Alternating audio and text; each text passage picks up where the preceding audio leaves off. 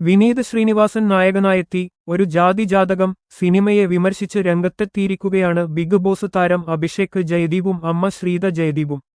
വിനീത് ശ്രീനിവാസനിൽ നിന്നും ഇത്തരമൊരു സിനിമ പ്രതീക്ഷിച്ചില്ലെന്നും സഹിക്കാൻ പറ്റാതെ വന്നപ്പോൾ തിയേറ്ററിൽ നിന്നും ഇറങ്ങിപ്പോയെന്നും ഇരുവരും പറയുന്നു.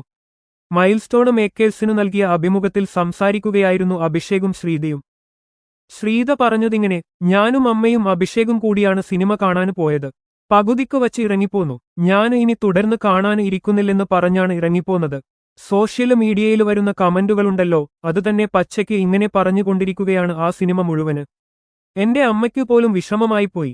ഇതുപോലെ അഭിഷേകും രൂക്ഷ വിമർശനമാണ് ഉന്നയിച്ചത്. അഭിഷേക് പറഞ്ഞതിങ്ങനെ: കോമഡിയെന്നു പറഞ്ഞ് എന്ത് അരോചകമായ കാര്യങ്ങളും അടിച്ചുവിടാമെന്നാണ് ഇവർ കരുതുന്നത്.